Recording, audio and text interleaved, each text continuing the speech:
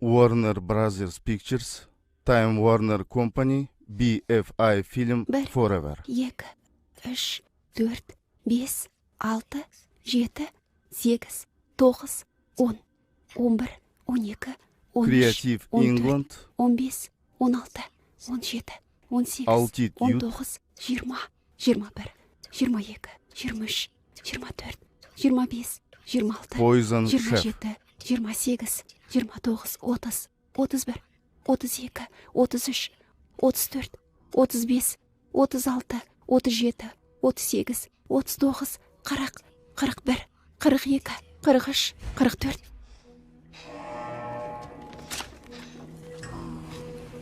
Тұрамыз. Оларды оятыңдар. Тұрамыз. Тұрамыз. 4, 3, 2, кәне тұрыңдар. Тұрамыз. Тұрамыз. Кәне тездетеміз. Тасымал кешікпейміз. Ояныңдар. Тұрыңдар аборттың құрбандары. Қайырлы таң қатардағы Галлагер. Қайырлы таң қатардағы Девани. Қане тездетіңдер.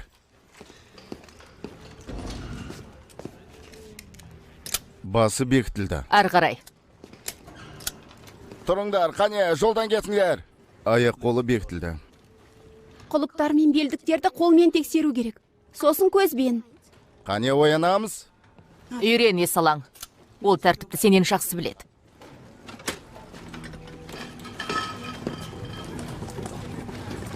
Ей, дәліздің соңындағылар. Тездетіңдер.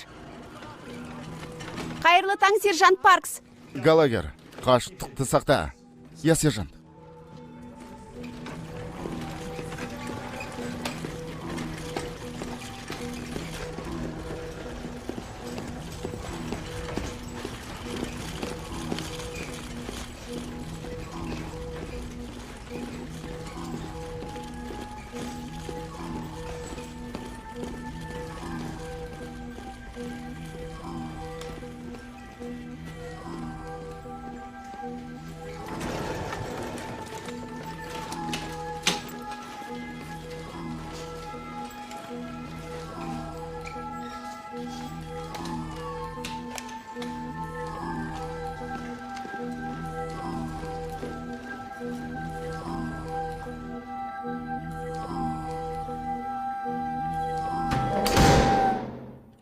Z жаңа дәуірі.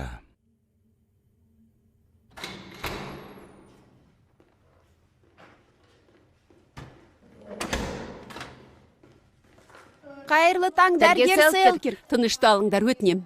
Бәрің түгелсіңдер ме? Онда бастаймыз. Химиялық элементтер кестесі. Көздеріңді жұмып, естеріңе түсіріңдер. Енді ашыңдар. Актиноидтар, Анна. Нөмірлермен. Нөмірлермен кім білет? 89-90. Я, ары қарай Питер. Уран 92. Проктотиний, одан кейін уран. Кенни. Кобальт. Актиноидтар, 7-ші период. Нептуний. Нептуний. Нөмірі. Жарты бал. Енді 4-ші период. Кім білет? 19 калий, 20 кальций, 21 скандий. Сілтілік жер металдар. Жоғардан төмен қарай Джо. Джо. Қайырлы таң, сынып. Қайырлы таң, Джастина ханым. ханым. Мен аяқтадым. Қалыңыз қалай, Джастина ханым? Өте керемет. Жақсы, Мелани. Мен енді ғана талдауды аяқтадым. Ауса тұрғаныңа рахмет.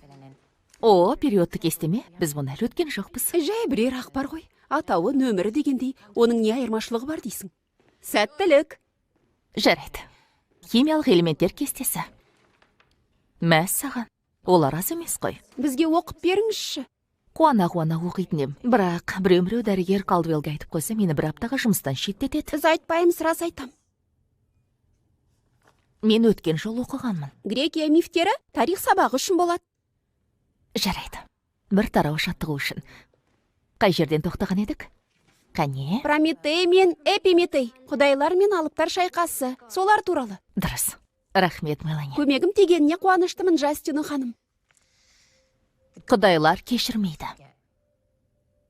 Бірде Зевс Эпиметейді тыңдамаған үшін жазаламақшы болады. Сосын балшықтан әйел жаратады. Оған Пандора деген ат береді. Ол өте дарынды болады. Пандора жәшікті ашқан кезде осы әлемдегі барлық қайғы мен қасірет, бақытсыздық пен ауыртпалық одан шығып кетеді. Содан бері адам баласын азаптап келеді. Барлығы да Пандораның әуестігінен. Қайырлы түн қатардағы Дилан, қайырлы түн қатардағы Девани. Тәтті ұйықта Куджо. Олармен сөйлесуге болмайды. Бірақ сосын Пандора жәшіктің ішінен үледі. Түбінде бір нәрсені көрді. Ол шақта үміт қалыпты. Пандора оны қолына алып, еркіндікке жібереді. Үміт ол бізге жамандыққа шыдауға көмектесетін жақсы сезім. Бірақ мұнда ешқандай жамандық жоқ қой. Солай ма? Қайырлы түн мысығым. Жоқ. Мүмкін бәрі жақсы болар. Қайырлы түн Жастина ханым.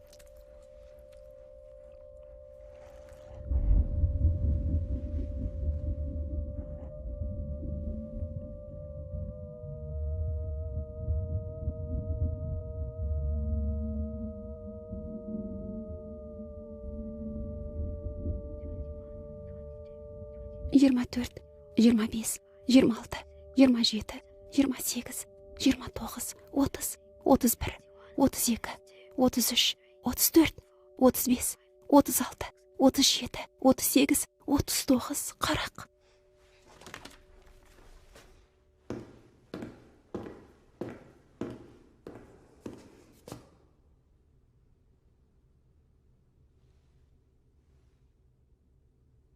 Сәлеметсің бе, Мелани? Сәлеметсіз бе, дәрігер Калдвелл?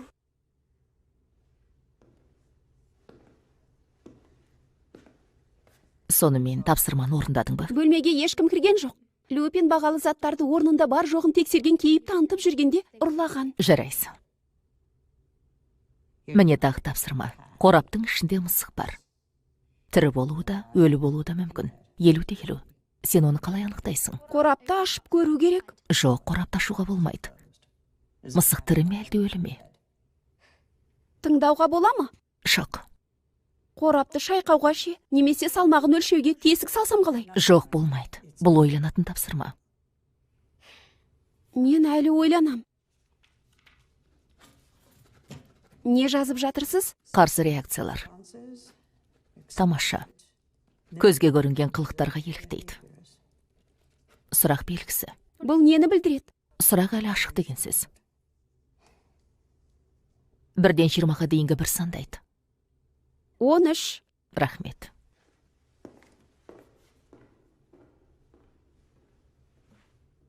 Тасымалдау дайындаламыз. Ашамыз. Дайынсыңдар ма? Қане тұрамыз, ұйықтамаймыз. Тұрамыз да ән саламыз. Тасымалдау. Қане аборттың құрбандары қимылдаңдар. Шығамыз. Тұрыңдар да ән салыңдар. Қане тұрыңдар. Тыңда, біз мұнда бірер уақыт қызмет етуге келістік. Үш емес 6 ай. Оятуда болды, тұрыңдар. Тасымалға дайындаламыз. Кенни қайда? Мен білем, бірақ бізді ауыстырады ғой. Кенниді сынып қалып бара ма? Мені 40-шы аптада ауыстырулар керек болатын. Қазір штабта қызмет етерем. Карлайл көліктерін ендігі аптада келетін айтты. Ол бір апта бұрын дәл осылай айтқан. Сен білесің бе, деді қарт. Сердцея сенің теңізшілеріңді шошқаға айналдырып жіберді. О, құдайым, деп Одиссейдің жан дауысы шығады. Егер менің де басыма осы күн туып тұрса, хайуанға айналдыратын болсаң, өзімді өлтіре салғаным дұрыс болар.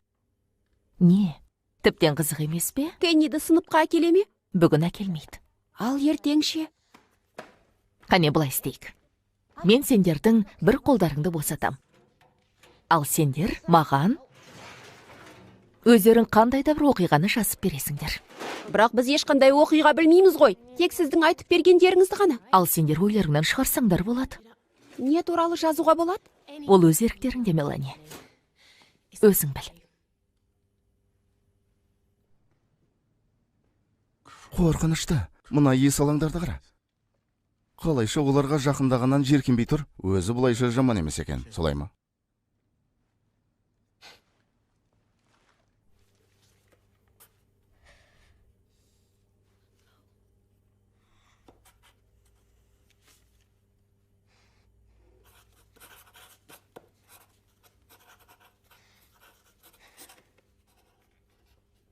Сонымен уақыт болды. Қаламдарыңды қойыңдар. Жақсы. Кім өз оқиғасын дауыстап оқығысы келеді? Мелани? Қане, баста. Баяғыда ежелгі Грекияда бір әйел өмір сүріпті. Ол өте сұлу болыпты. Әлемдегі ең көрікті, ақылды және керемет әйел болыпты. Бірде ол орманда серуендеп жүргенде, оған құбыжық бас салады. Ол аборттың құрбаны екен. Ол әйелді жемекші болады. Әйел батыл болады, сөйтіп құбыжықпен шайқасады. Бірақ құбыжық күштірек болып шығады. Әйел қылышы мен найзасын сындырып алады. Құбыжық енді аузын аша бергенде, бір қыз жүгіріп келеді. Оның да Ахиллестікіндей жанды бір жері болады. Ол туралы тек өзі ғана біледі. Ол құбыжыққа бас салады да, оны өлтіреді. Қылышпен құбыжықтың басын алады. Сосын әйел қызға айтады: сен менің қызымсың, сен әрдайым менің жанымда боласың. Мен сені ешқашан, ешкімге бермеймін.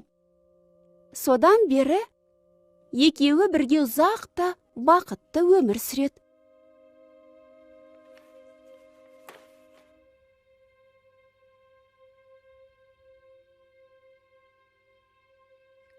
Кешіріңіз.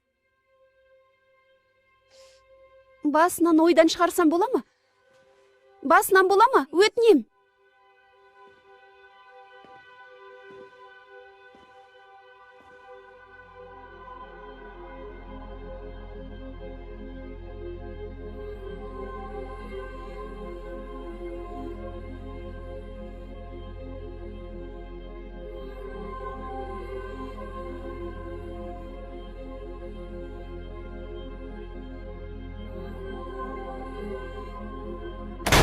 Жоқ, сен не бүлдіріп жатырсың? Олай істегім келмеген қарғыс атсын. Сен оны ұстадың.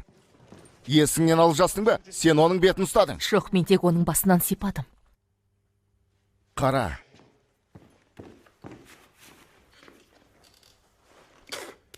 Жоқ, өтінем, олай істемеші.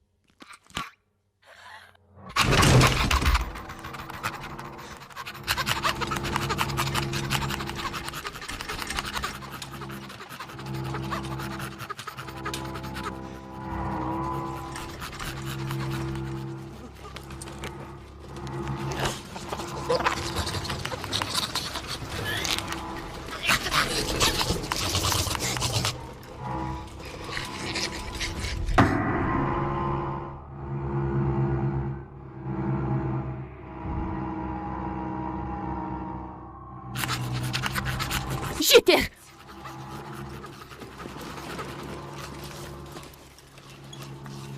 Олар саған бала болып көрінеді. Себебі олар балаға ұқсайды. Жоқ, мен бәрін түсінемін. Жарайды. Онда сабақ аяқталды.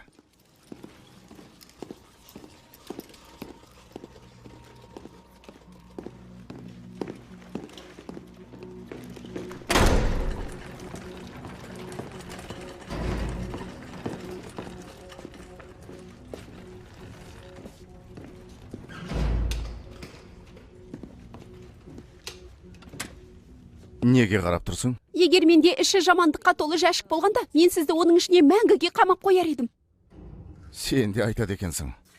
Онда қолыңа түспеуін қадағалайым. Оған мен ұнайым. Ол менің басымнан сипады, ал сізді ол ешқашан ұстамайды. Бөлмеден кетіңдер. Сержант қолы мен аяғы шешілмеді. Шығыңдар.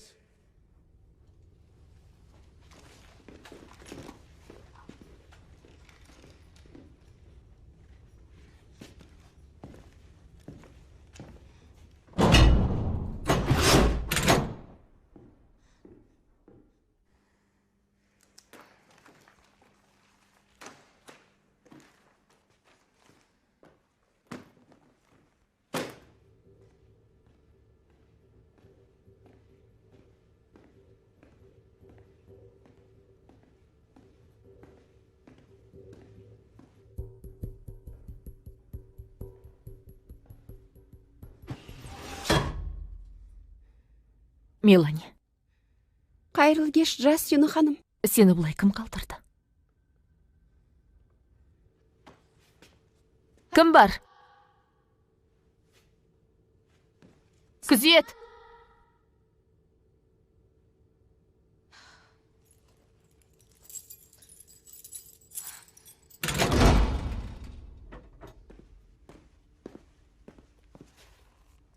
Бұны сержант Паркс деді ме?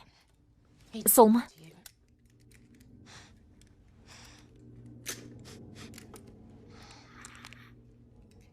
Джастина ханым, иісіңіз сондай керемет. Оны мен енді сөйлеспе жарай ма? Уәде бер, егер оған назар аудармасаң... Жоқ, кетіңіз! Кетіңіз!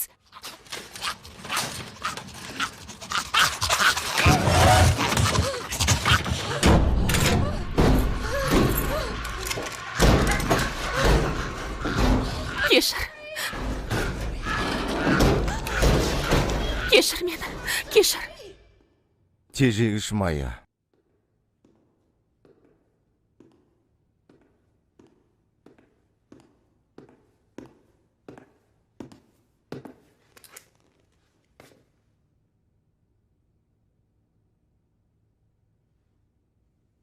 Қайырлы кеш, Мелани. Саған бүгін тағы біреу келген сияқты ғой. Жоқ. Барлық түтіктер саналып нөмірленген. Тізім бойынша біле алам. Бірақ кім екенін онсыз да біліп тұрған сияқтымын. Санды тағы бір рет айтып жібересің бе? Кез келген. 4. 4 саны. Сенімдісің бе? 4.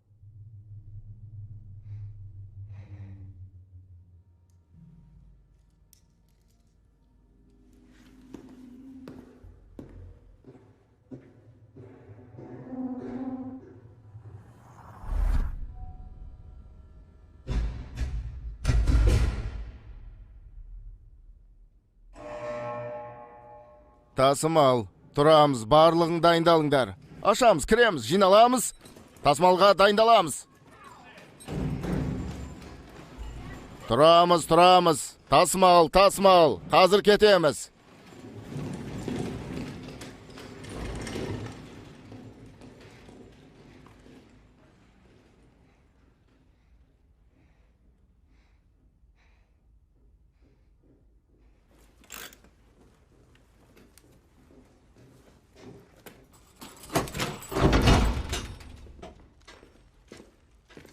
Қайырлы таң, қатарда қарайсың.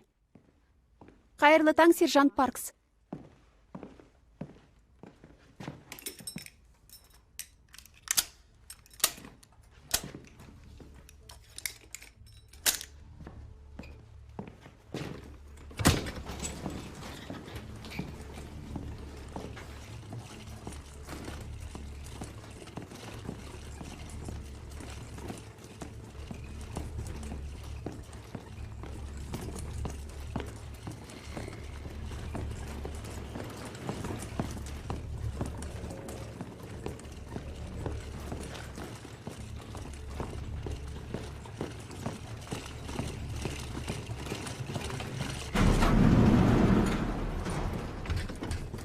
Қайда бара жатырмыз?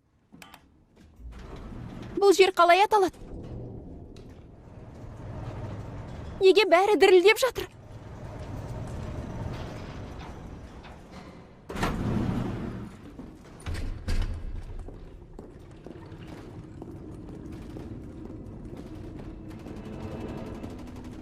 Тездетеміз. Менің артымнан периметр бойынша бөлініңдер.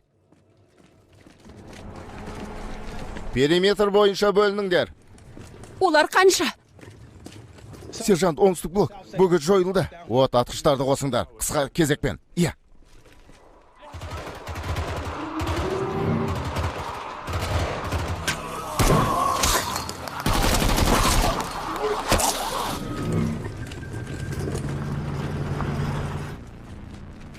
Қалып кетпеңдер. Екі жақтан тұрамыз, қоршауларды бұзып жатыр.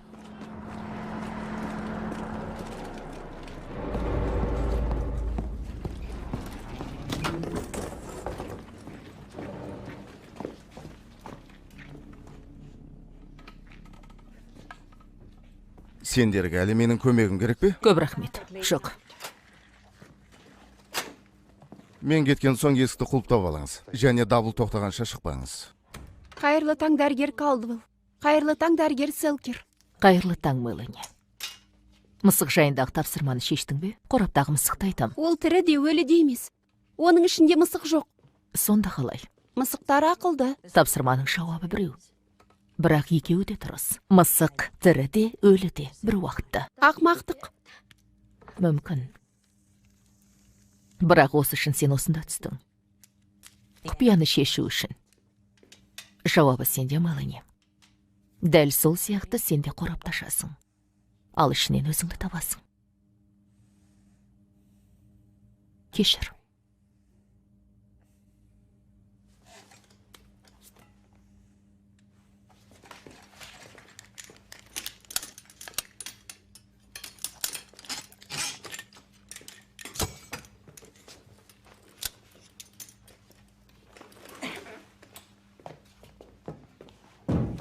Белдіктер.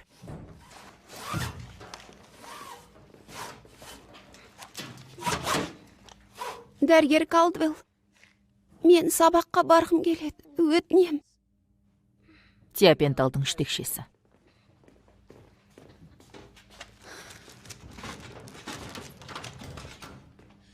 Қайырлы таң, Джастино ханым.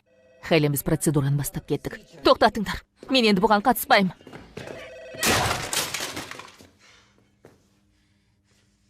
Тағы күдік пе, Хелен? Аз ғана қалды. Міне бұған мен жазылған жоқпын. Дәл осыған сен жазылғансың. Балалардың шынақтары ма? Олар бала болып көрінеді. Олар туралы не ойлайтынымды білесің. Олардың сана сезімін патоген басқаратынын айтасың ба?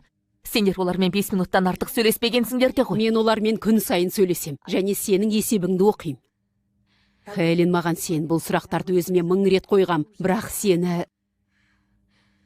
тыңдауға дайынмын. Қара, мен скальпельді қоям. Енді сен қаруыңды таста. Өтінем сенен. Өтінем.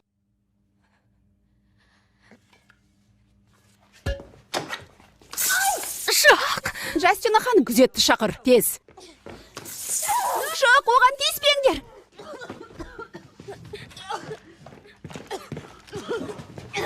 Бір минут. Хелен, бұл енді қайдағы бір соқыр биопсия емес. Бұл соңғы кезең, түсінемісің? Түсінесің бе дейм? Мен екпенің тәжірибелі топтамасын әзірлеп жатырмын. Және ол негізгі бөлшегі. Сенің сезіміңді құрметтейм. Бірақ оларға беріле алмайым. Оны қауіпсіз жерге алып кетіңдер. Дәрігер, біздің қазір оған уақытымыз жоқ. Сендер ол үшін жауап бересіңдер. Джастина ханым!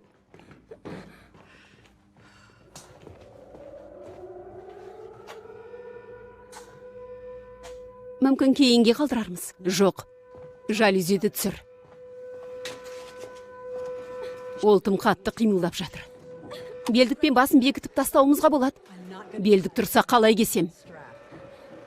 Тағы да егейін бе? Иә, Джейн, керегі де сол.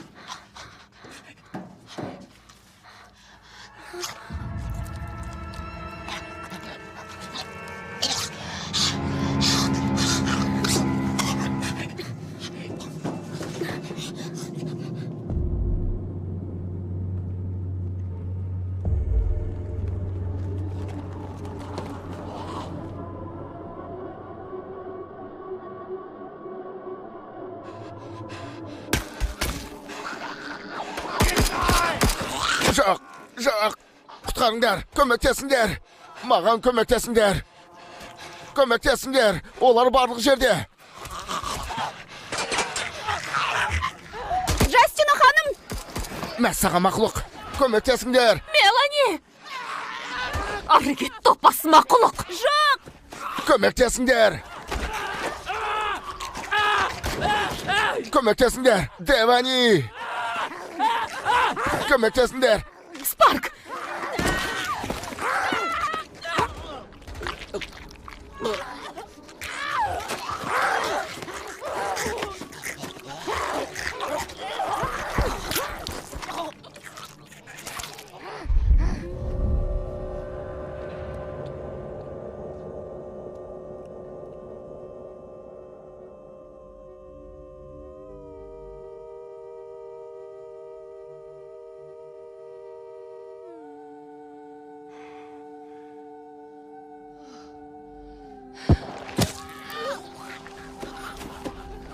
Кетіңдер, кет.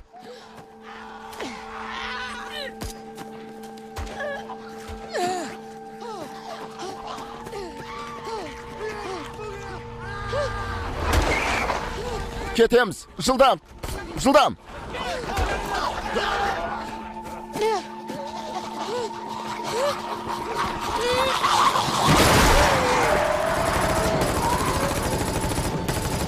Тез көлікке мініңдер.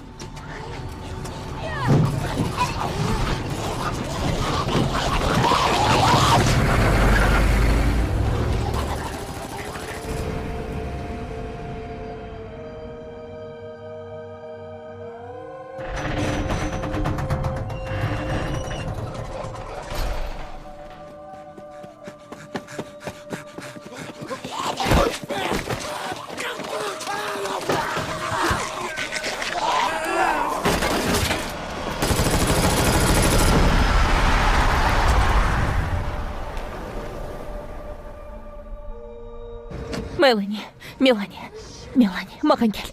Тыныш, бәрі жақсы. Мелани, қорықпа, бәрі жақсы.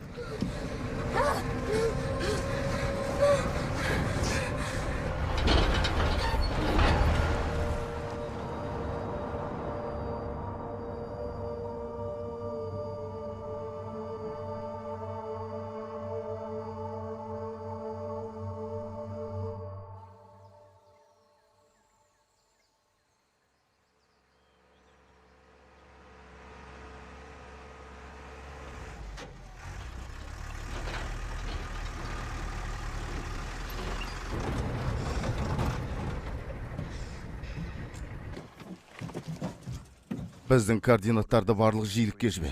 Жинау нүктесі бір деп белгіле. Сержант! Сержант жоқ! Жоқ, ол қауіпті емес. Оны жай жібере салайықшы. Аулақтар! Оны жіберіңдер, өзі кетсін. Кет, қаш! Сен өзіңді кіммін деп тұрсың? Жүгір тез, қаш! Оны сен шешпейсің.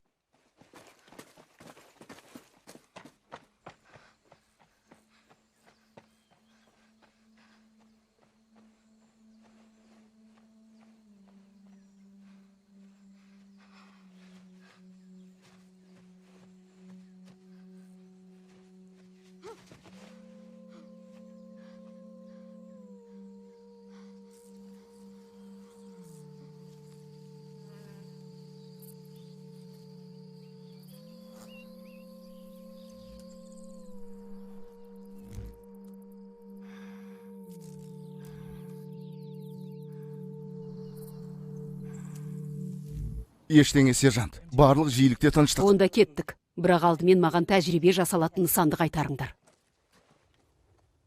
Галагер, кісенді іздеші, осы жерде болатын. Дилан, оны көздеп тұр. Жүгіргенде ғана ат. Ей, көліктен кетпеңдер.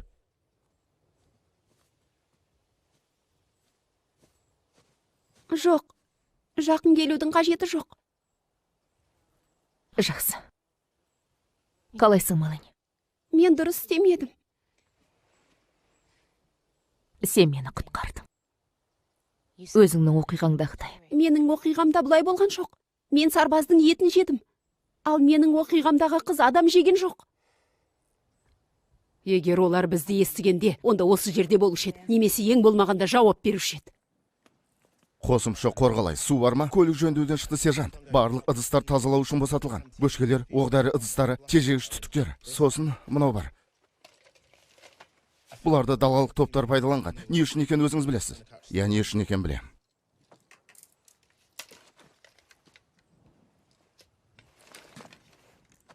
Джастино!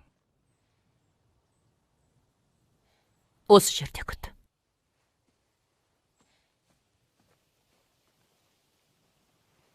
Мені мұқият тыңдаңдар.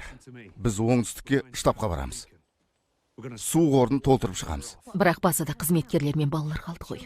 Барлығы өліп қалды деп ойлаймын. Ал балаларға ешқандай қауіп жоқ. Бұл мақұлықтар бірін-бірі жемейді. Ал штабта іздестіру құтқару операциясын ұйымдастырамыз. Ал Меланиша? Ол біздің зерттеуіміздің нысаны, ең маңыздысы. Қосалқы дөңгелекті шығарып, нақуысқа қоюға кеңес берем. Бекітулі кеңістікте ол...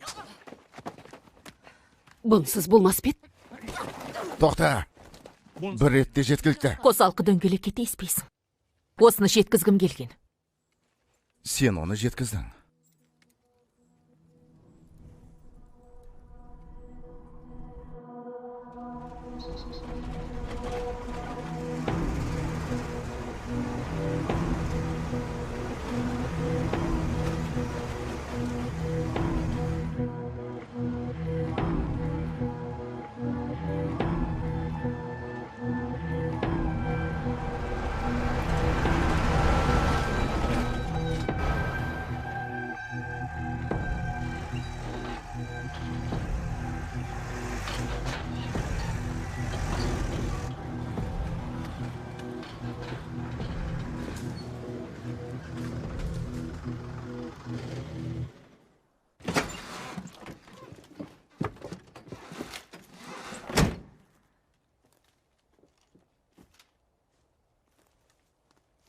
Бәсеңдеткіш, жұмсағымен атамыз. Оқтың жұмсағы болатын бет? Оның аузын жабайын ба, мырза? Ұштары бос. Не үшін? Тиген кезде ұлғаяды. Денеге кептелетте қанды азырақ шашыратады. Ол не үшін? Індет жұқтыру қаупі аз болады. Рахмет, сержант. Кеттік.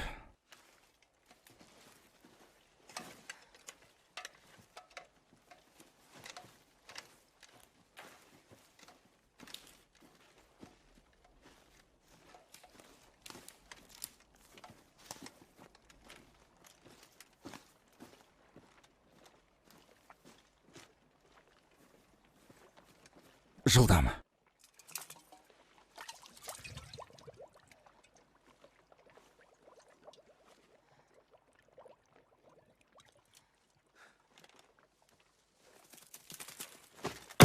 Қарғыс атсын. Мен бәсеңдеткіштер дедім ғой. Кешіріңіз, мен құрып кеткір.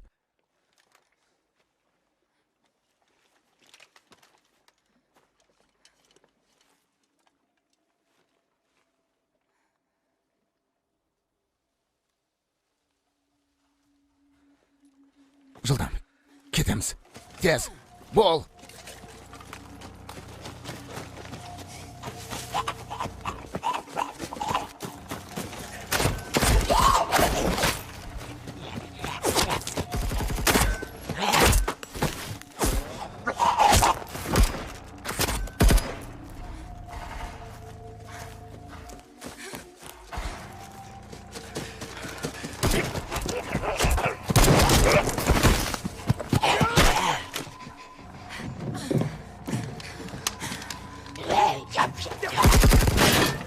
Сержант, сержант! Мақұлық! Жабысып алды ғой.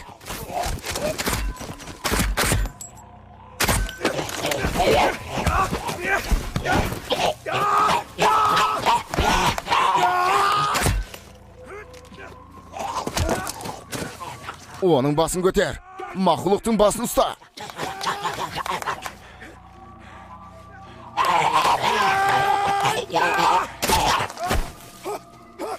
Көлікке отыр.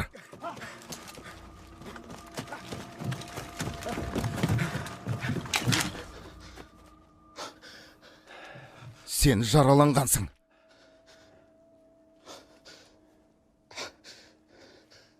Мені тістеген жоқ, сержант. Мен өткір тасқа жырып алдым. Сол жерде тұр.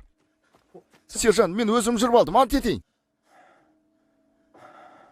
Күтеміз. Сержант, олар келгенше қарусыз күтеміз бе?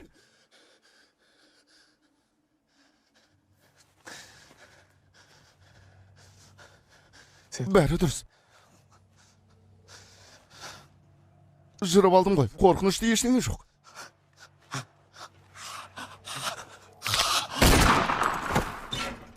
Ол солардың біріне айнала бастады. Тура дәрігер Селкирк сияқты. Ол мұнда қайдан жүр?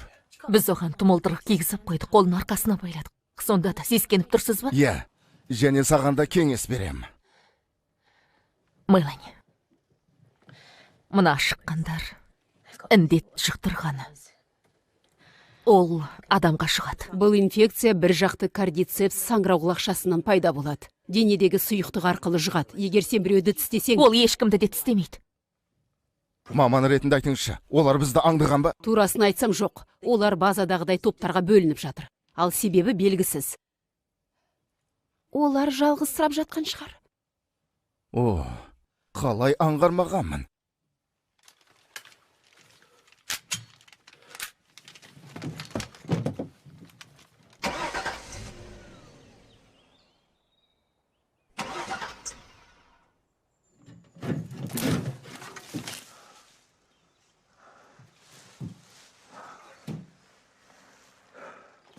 Оқ жанармай құбырын тесіп жіберіпті. Сол үшін жаяу кетеміз. Лондон арқылы жылжимыз.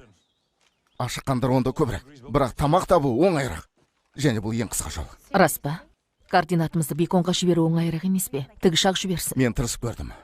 Таратқышқа радиус жетпей жатыр. Жақындаған кезде рация арқылы штабпен байлансамыз.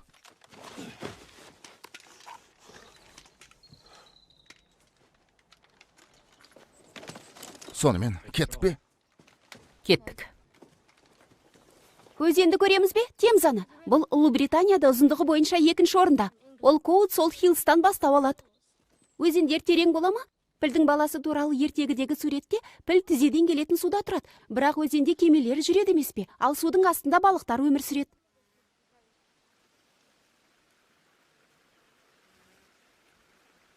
Ұстаңыз. Абайлаңыз. Мұнда тайғанақ екен. Олар барлық жерде, сержант.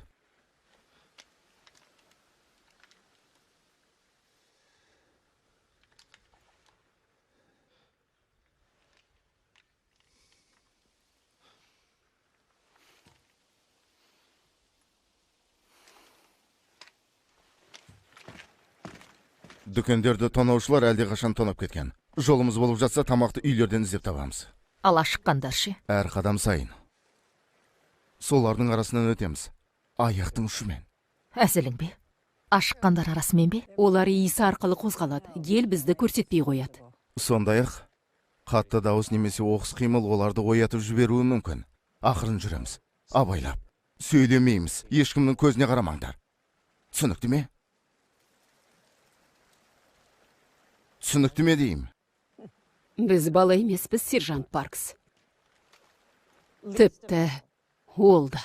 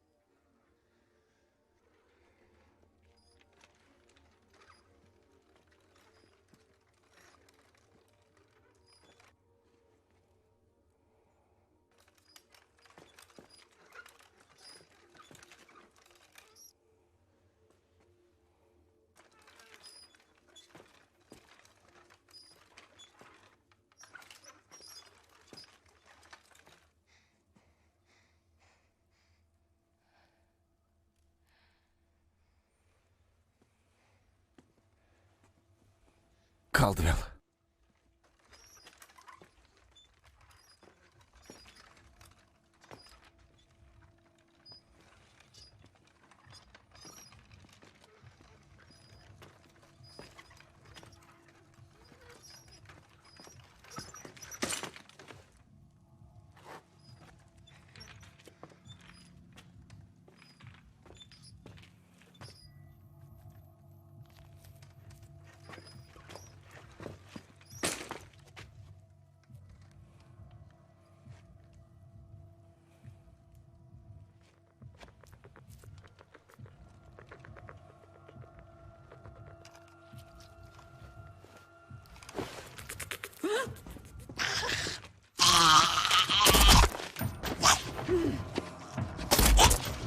Жоғарға, бәрің жоғарға. Тезірек. Кеттік.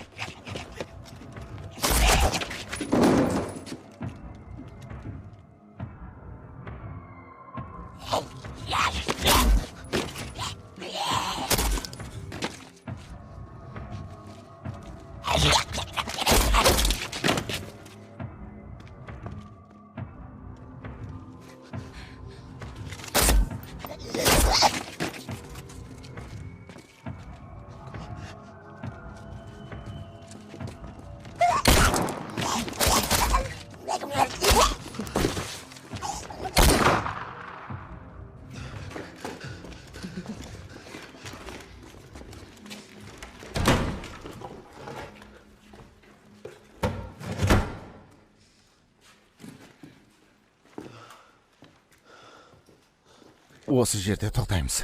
Не? Ал сен анда оралғанымызды қалайсың бе? Дәрігер, сіз не ойладыңыз? Мен ашыққандардың бойынан ана қамқорлығына ұқсас қылықты байқамадым. Мәлімет жинағым келген. Бұл да жұмысымыздың бір бөлігі. Иә, бұрын сондай болған дәрігер. Ал енді жұмысымыз мақұлықтардың ас мәзіріне түсіп қалмау. Абай болам. Мүмкіндік болса.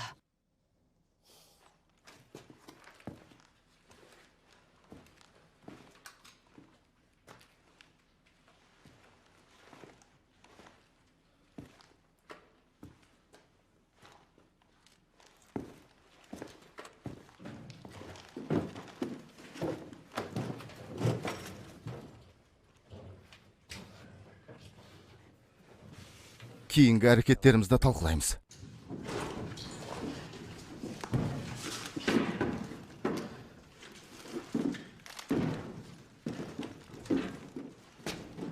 Жылдам тексеру жүргізейік. Бұл жерде біз жалғыз екенімізге көз жеткізуіміз керек. Мелани осы жерде болады. Қатардағы сарбаз. Оның жанында кім қалады? Онымен тәуекел етуге болмайды. Уайымдамаңыз, Джастина ханым. Мен қорықпайым. Сонымен, Джастина, сен оңға, Галагер солға. Сақ болыңдар. Иә.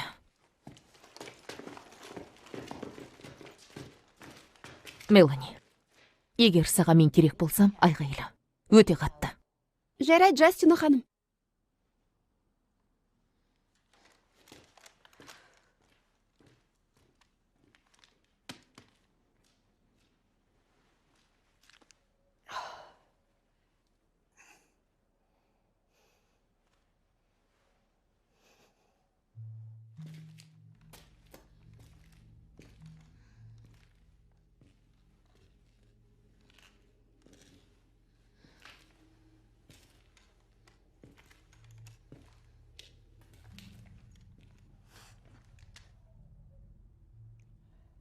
Дәрігер Калдвелл. Мен немін өзі? Бізде нақты анықтама жоқ. Бірақ сіз менің қайдан пайда болғанымды білесіз ғой? Айтып беріңізші. Өтінем.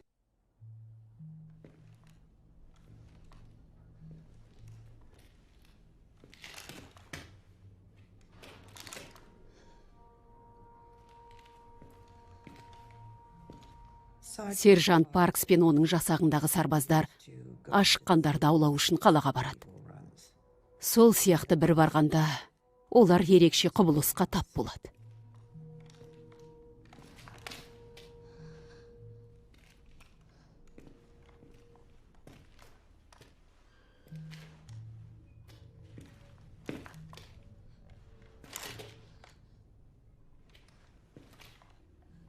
Жаңа туылған нәрестелер.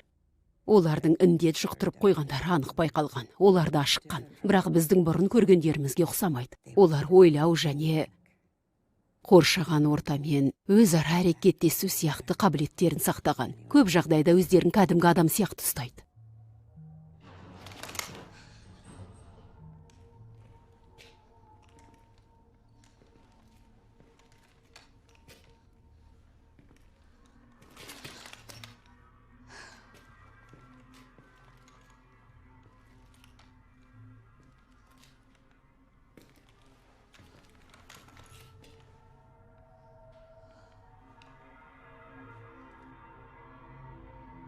Неге ол балалар басқаша болған? Оларда ашыққан патогенге қарсы жартылай иммунитет пайда болғанға ұқсайды. Бірақ олар қайдан пайда болды? Балалар қайдан пайда болса сол жақтан. Бірақ кішкене өзгешелеу деуге болады.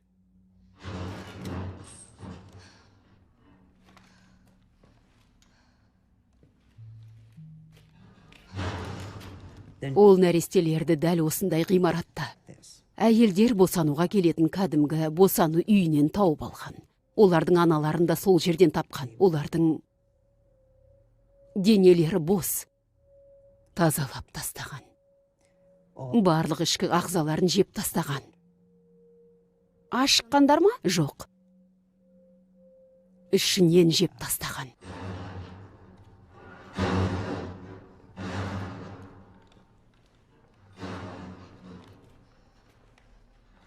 Нәрестелер адам жей алмайды. Олар жеген. Олардың аналары індетті бір уақытта жұқтырған көрінеді. Сол босану үйінде. Инфекция олардың көтеріп жүрген эмбриондарына жұққан. Ұрық жолдас арқылы. Сосын нәрестелер сыртқа шығатын жолды жеген.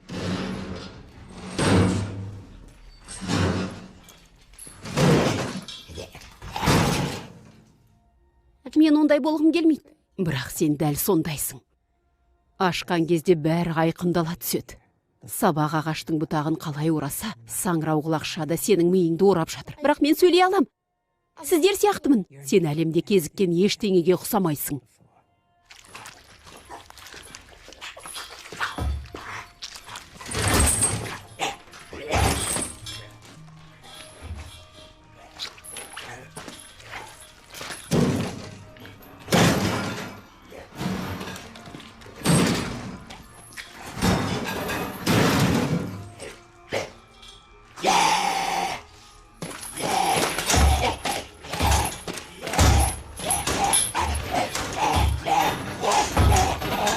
Сіз екпе дайындап жатырмын деген едіңіз. Бұл менің зерттеуімнің ең басты мақсаты. Одан маңызды ештеңе жоқ. Мен адамдарды құтқарғым келеді, Мелани. Адамзатты құтқарғым келеді.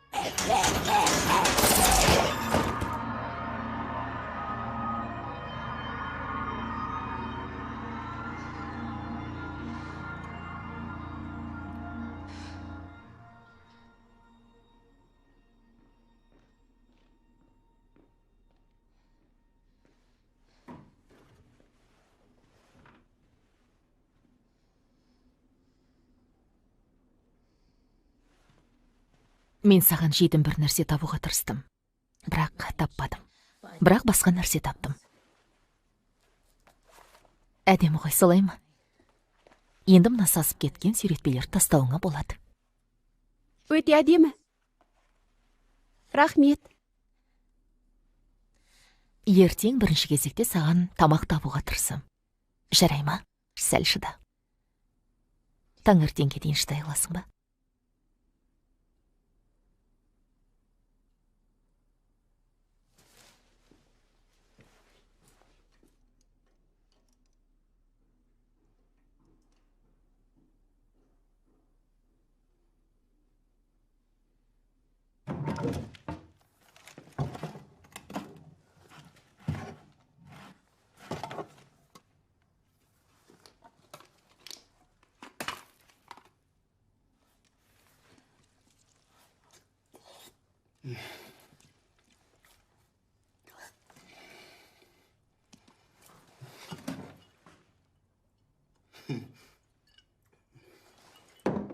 Мүмкін штабта біздің белгімізді өткізіп алған болар.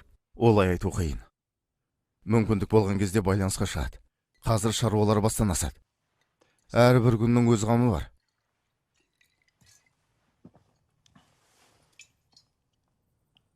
Не, әскерилермен достасқың келмей ме? Сен балаларды өлтіргенсің бе? Мен тұрақты әскерде қызмет еткем. Осы бейберекет басталмайынша мен тіпті шыбынды да ренжіткен емеспін.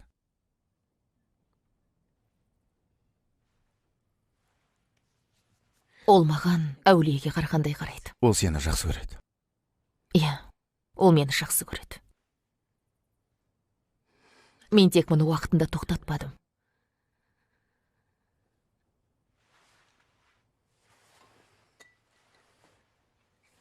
Мен жаман адаммын. Мен жақсы да жаман да адамды кездестірген жоқпын. Адамдар керек деп білгенін ғана жасайды. Және ешкім ештеңе үшін жауап бермейді ме? Бірақ кімнің алдында жауап береді?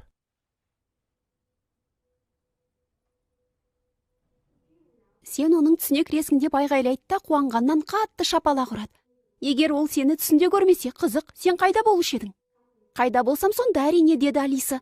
Ал сен қателесесің деп онысына қарсы шығады. Сен ол кезде еш жерде болмас едің. Сен жай ғана оның түсіне кірдің. Осыны түсінесің бе? Сурет көресің бе, Керан?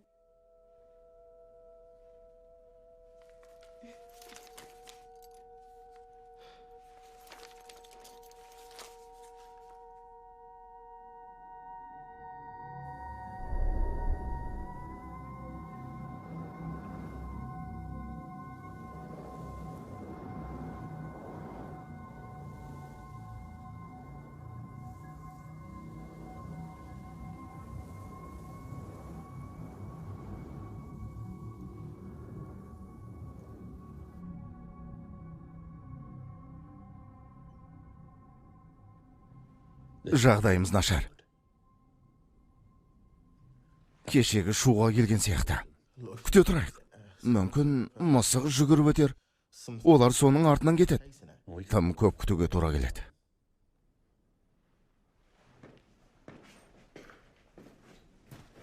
Бәрі жақсы болады. Шықсам бола ма? Жоқ, мен тыйым салам. Егер мен шықсам, олар маған тиіспейді. Егер біз оны жіберсек, ол үшін кері қайтудың не мәні бар? Мәні бар. Мен сіздермен бірге болғым келеді. Жастину ханыммен, Керанмен әрине. Керанмен? Кеше сендер оны атуға дайын болдыңдар ғой. Сендер ештеңе жоғалтпайсыңдар. Ал мен бәрін жоғалтам. Ол менің бағдарламамның өте маңызды элементі. Енді ешқандай бағдарлама жоқ, тек біз бармыз. Мен қайтып келем, себебі уәде бердім. Мен ешқашан өтірік айтпаймын. Тағы сұрарым, жаңа киіммен барсам бола ма?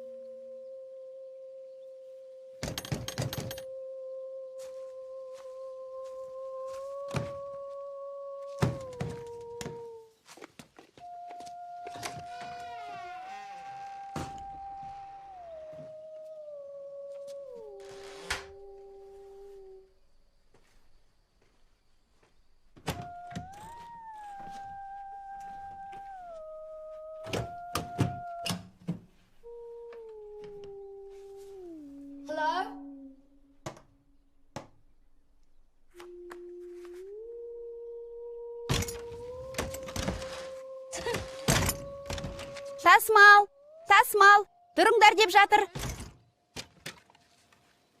Керемет.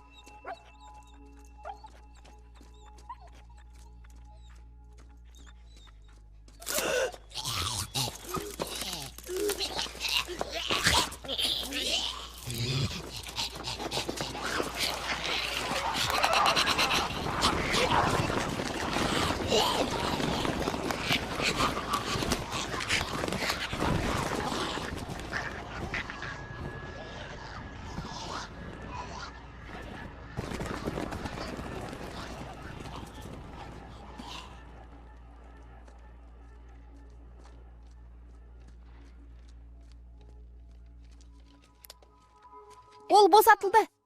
Түсе берулеріңе болады. Сұмдық. Мен енді аш емеспін.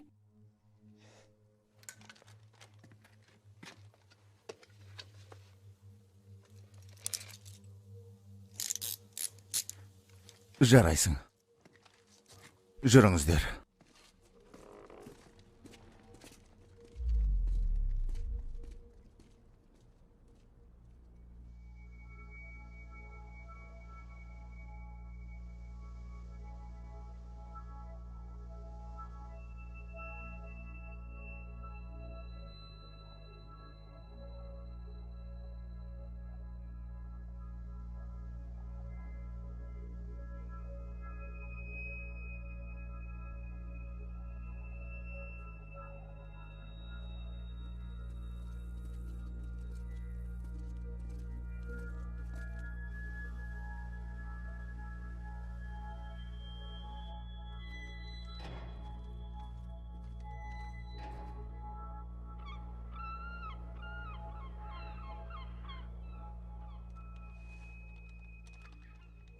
Тағы тобырдың арасымен өтеміз бе? Одан аулақ болуға тырысамыз. Тағы жүргің келе ме? Бізге қауіпсіз бағыт тапшы.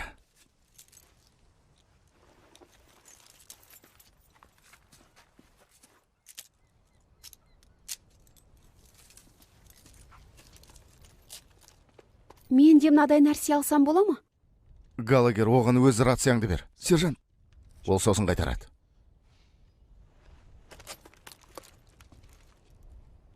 Жарайды, ұста.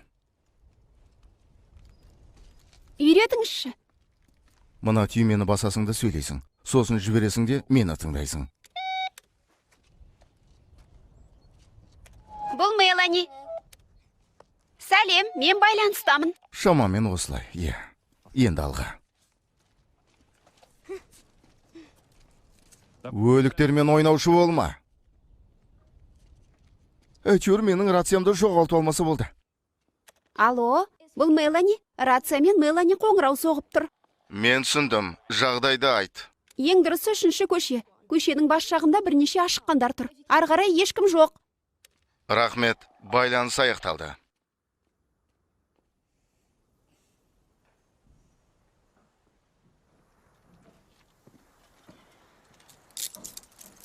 Жарайсың.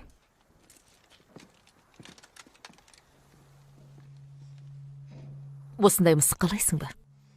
Мен біреуін жеп қойдым.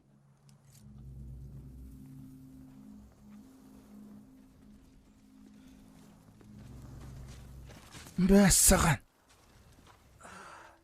Дәрігер. Мен мұндайды Бристолда көргем. Глазгода олардың барлық жерде өсіп жатқанын айтады. Бұл патогеннің өмірлік циклының келесі сатысы. Кеттік. Дәл осындай нәрсе менің миымда өсіп жатыр ғой. Менімен де осылай бола ма? Болмауы да мүмкін. Симбиоз дегеннің не екенін білесің бе? Кішкентай құстардың қолтырауының тісін тазалайтыны сияқты ма? Дұрыс. Екінші ұрпақта, сенің ұрпағыңда ол симбионт сияқты дамуы мүмкін. Соған өте ұқсас. Егер өсіп жатсаң айтарсың.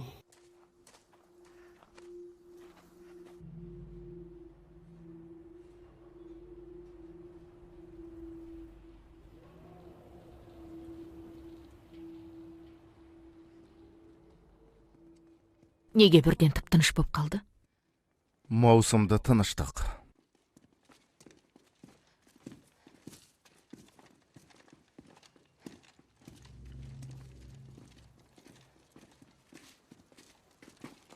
Галагер, оларды басып кетпе.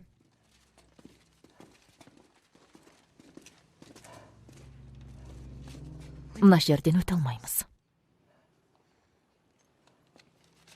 Айналып өтетін жол іздейміз.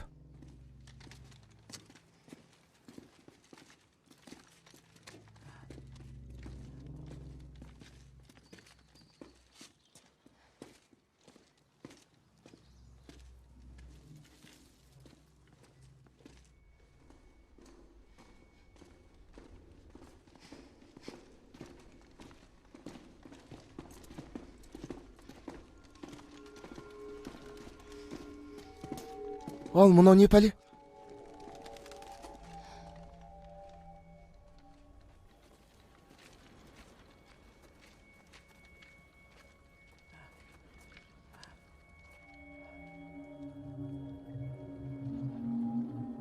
Мұнау не, дәрігер Келдвелл? Айттым ғой, саңырау құлақшаның өмірлік циклының келесі сатысы. Нақтырақ айтқанда көбею сатысы. Сол себепті мұнда ашыққан.